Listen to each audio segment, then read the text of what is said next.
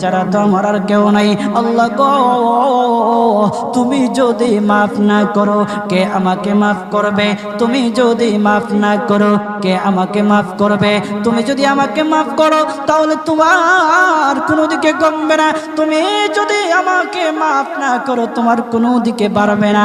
আল্লাহ গো, তুমি আমাকে মাফ করে দাও। সারাটা জীবন অন্যায় কাজ করেছি, সারাটা জীবন নাফরমানি করেছি, আমার কাছে কালেমার দাওয়াত কম আসে নাই, আমার কাছে কালেমার দাওয়াত কম আসে নাই, আমাকে লোকেরা কম বোঝায় নাই। ওগো আল্লাহ, তুমি আমাকে মাফ করে দাও।